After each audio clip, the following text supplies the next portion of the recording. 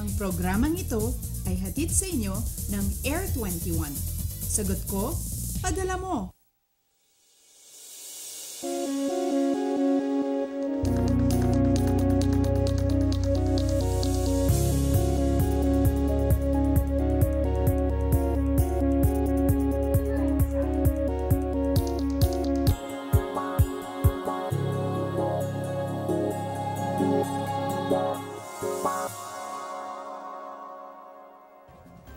Diyos marahay na aga Luzon, maupay nga aga Visayas, maradyaw na buntag Mindanao. Kamusta po kayo para po kina mami, tita and ate na nanggaling sa mall sales nitong Sabado? Aba, simulan na muli ang pagtitipid dahil malayo-layo pa ang susunod na sweldo.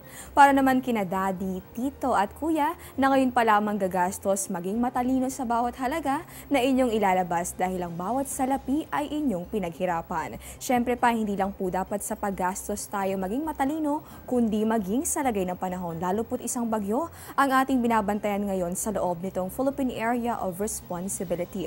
Huwag po kayo mag-alala dahil kami na ang bahala sa weather updates. Live mula sa Pag-asa Weather and Flood Forecasting Center, ito po ang Panahon TV na mula Lunes hanggang Linggo, naghahatid sa inyo ng kumpleto at komprehensibong ulat panahon. Sa bayan po kaming napapanood ngayon sa GC TV at Pilipinas HD ng Beam Television.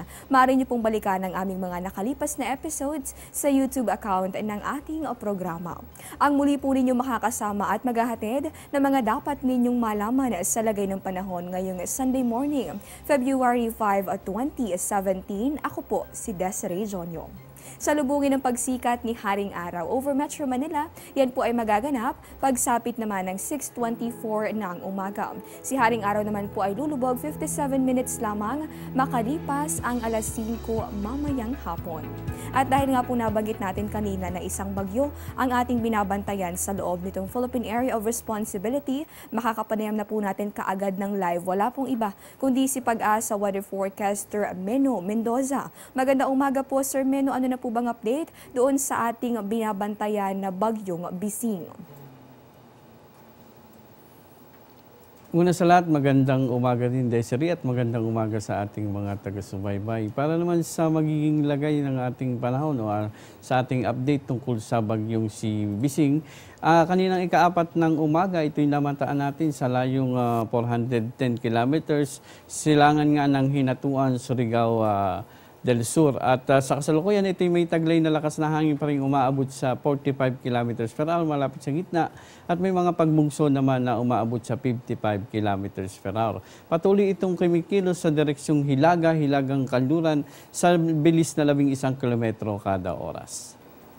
So ay nalaman nga natin na napanatili naman pala nitong ating binabantayang bagyo yung kanyang taglay na lakas. Inaasahan natin nga na itong mga nakalipas na araw ay may tsansa naman itong tuluyan na lumabas ng Philippine Area of Responsibility. Pero tutok lamang sa mga updates kaugnay niyan. Ito po Sir Meno, dahil nga po nababanggit natin these past days na may chance po na mag-recurve o hindi po tumama sa anumang bahagi nitong ating mga kalupaan. Ito pong ating binabantayang bagyo. Ano po ba yung mga factors na nakakaapekto kung bakit nagre-recurve yung ating mga binabantayang sama ng panahon o mga bagyo katulad ng bagyong Bising?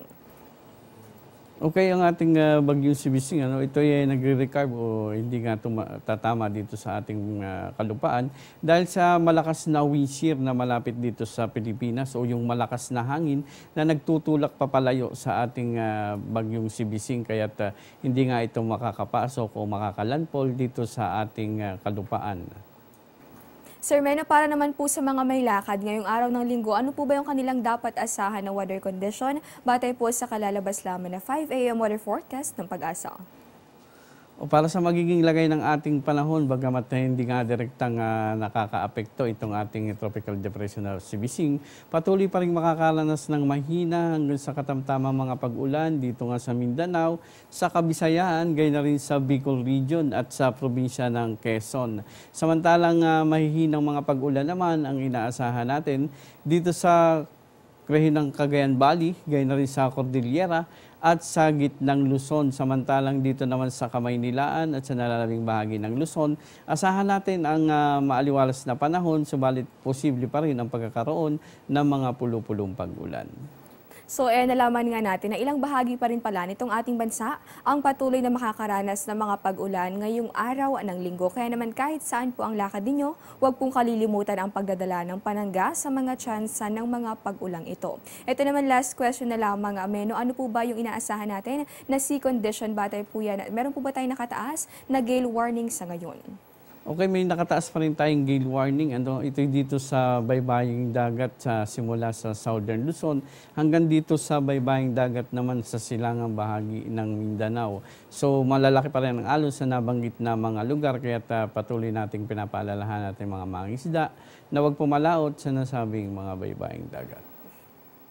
At nakapanayan po natin ang live ngayong umaga, wala pong iba kundi si Pag-asa weather forecaster Meno Mendoza. Maraming salamat po sa inyong mga ibinahaging kaalaman at mga paalala sa amin ngayong umaga. Simula pa lamang po yan, magbabalik pa ang Panahon TV. Get timely and reliable Philippine weather information anytime, anywhere through the Panahon TV mobile app, a multifunctional mobile app that brings you weather updates sourced directly from Pag-asa. The app provides a complete 3-day weather forecast at your location. It also allows you to ask or share the weather to the community. It has auto alerts for thunderstorm advisory, rainfall warning, and storm signals over your area. Download for free today, available at Google Play Store and iOS.